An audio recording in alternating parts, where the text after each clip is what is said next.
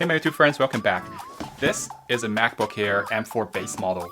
At this point, you might have already watched a lot of YouTube videos reviewing this MacBook Air, the latest M4 MacBook Air. It wouldn't go wrong if you want to pick a laptop and you choose a MacBook Air M4. However, if you're still debating if you should go with the latest MacBook Air M4 or if you would go to a last gen or older MacBook Pro, you want to compare this one versus the MacBook Pro, this video is for you.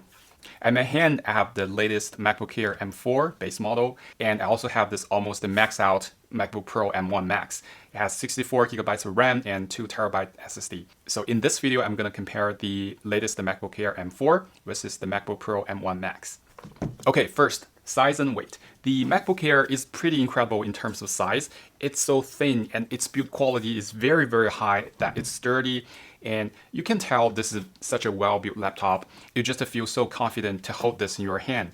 While the MacBook Pro 14 is also incredibly build quality, it's a little thicker. You can definitely feel the differences in terms of the thickness and the weight of the MacBook Pro 14-inch. That's slightly heavier and thicker than the MacBook Air. But it never bothered me for the actual weight and size. I love the bigger screen on the MacBook Pro 14, and also the increased thickness gives me more performance, and I'm all for that. Then here comes the screens. The MacBook Air has a 13.6-inch screen, as we just mentioned. It has decent 500 nits brightness. However, the biggest drawback of the MacBook Air lineup is that their screen are limited to 60 Hz. This is just how Apple is doing their business. Even though MacBook Air can be configured to like over $2,000, there's still no option to upgrade the screen to what they call a Pro motion, like 120 Hz. This is so important in my opinion. It just feels that the machine is more responsive with the 120 Hz display. And not only the MacBook Air and MacBook Pro series, Apple also does this to their iPhones. Only the Pro and Pro Max, maybe in the future, the iPhone Air has the fast refresh rate screens, what they call a Pro motion.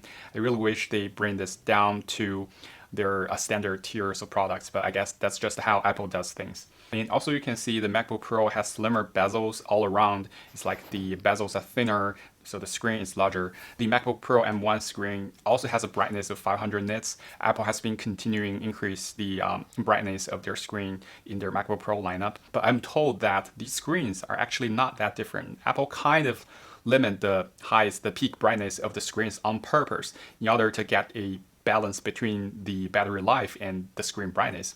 And there are some software that you can unlock the brightness, the peak brightness of the MacBook Pro M1's screen if needed. If you have outdoor usage a lot, maybe you can try out that software to like unlock the peak brightness of MacBook Pro. Overall, the MacBook Pro screen is way better than MacBook Air. It has ProMotion, like faster refresh rate, 120 Hz. It has higher pixel density, it has slimmer bezels, and not to mention the MacBook Pro screens are actually mini LED. It's just the overall much better screen than MacBook Air. Okay, next thing goes to speaker quality. MacBook Pro has the best speaker of all laptop in my opinion. It not only has a very clear mid to high frequency range of the speaker, it also has decent bass. But I have to say the MacBook Air's speaker is also decent. It's just MacBook Pro's speakers are so good. Next, I'll come to the CPU performance. Of course, the MacBook Air has the latest M4. It scores 3,600 in Geekbench 6 for a single core performance and over 13,000 for multi-core performance. The MacBook Pro M1 Max still has very good performance. It has single core performance of 2,448 and almost 13,000 multi-core performance. You know what? In day-to-day use, the MacBook Pro's M1 still performance really solid. It's still very fast and very capable no matter what task you throw at it. Either it's video editing or programming, coding, video streaming, all those kind of stuff. But of course, the CPU performance, the single core performance of M4 is on another level. Next thing, the RAM size. If you take a MacBook Air, you most likely will stick with the 16 gigabytes of RAM size. However, if you pick a MacBook Pro, it's likely that you can find some with higher RAM size, like 32 gigabytes or even 64 gigabytes. Of course, the 64 gigabytes of RAM still are, those M1 MacBook Pros are still very expensive. But let me tell you, sometimes the RAM size does matter. If you're multitasking or if you're just on some heavy workloads, like video editing or intense coding, and AI programming, something like that, you will feel significant improvement in terms of efficiency and performance if you have a bigger RAM size, like 32 gigabytes or even 64. So if you ask me to trade off between a faster single core CPU versus a larger RAM size, I'll choose the larger RAM size all day. Okay, the next thing, keyboard and touchpad. The MacBook Air and the M1 MacBook Pro almost have identical typing feelings, in my opinion. These are wonderful keyboards, and these are really, really good trackpads. And everybody knows Apple has the best trackpads in the business. In terms of aesthetics, I personally prefer the MacBook Pro's keyboard, how it looks. I like the background color of these keycaps are the same as the keycaps. It's just a few nicer, in my opinion, but that's very subjective. Okay, battery life, it's another big topic. If you've been watching my channel, you know that I coded my own battery life testing apps, and I'm trying to simulate the real life use case with 4 categories: web browsing, video streaming, office tasks, and coding. So the battery test software I built will run the 4 categories for 30 minutes and rotate until the battery died. And also I installed some software that running in the background of these two laptops just to simulate the real use case of your laptop.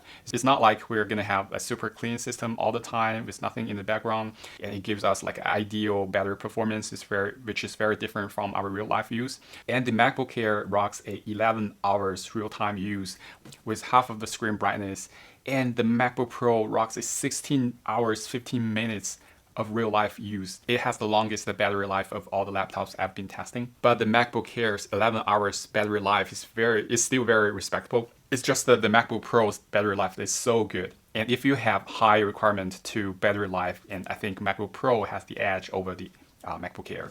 Next, thermal performance.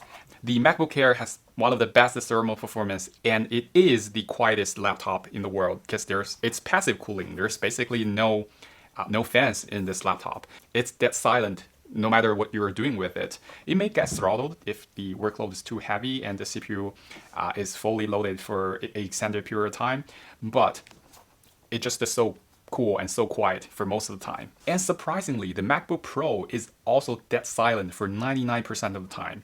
Fans won't kick in for any normal daily use. It's only that if you're doing really like CPU or GPU intensive works, that the fans start to blow out the heat to make it cooler and to avoid throttling.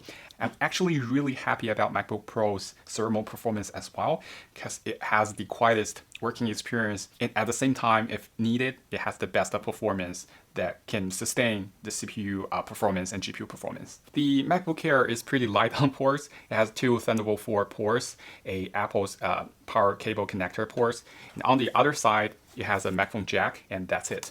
However, MacBook Pro, in addition to the above ports that MacBook Air has, it provides an additional HDMI ports on the right-hand side.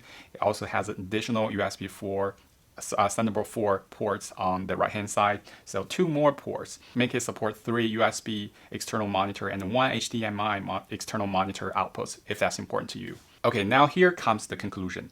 A MacBook Pro, even its previous generations, it has better screen, it has promotion mini LED for the screen, it has a better speaker.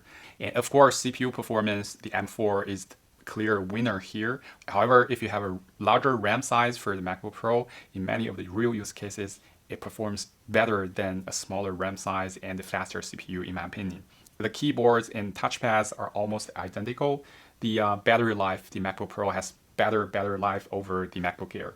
And the thermal performance, the MacBook Pro has active cooling, but it stays dead silent for most of the use cases and only kicks in the fans when it's necessary. And of course, MacBook Air has the best thermal performance. It's passive cooled, and it's the quietest laptop in the world. And MacBook Pros have more ports than the MacBook Air. It can support more external monitors if that's important to you. The only problem to get a older generation MacBook Pro is that you have to work a little bit to secure a reliable source to get a older generation's MacBook Pro, because these are like used laptops, and there might be some risks when buying a used device versus a brand new one from Apple or other retailers. But if you ask me, I'll choose the older generation's MacBook Pro over the latest MacBook Air all day. Alright, that's everything I want to share today. If you're looking into buying one of the MacBook Air, latest M4 MacBook Air, or a used MacBook Pro, hopefully this video is helpful for you. Please consider to like this video and subscribe to the channel. I'll see you in the next one.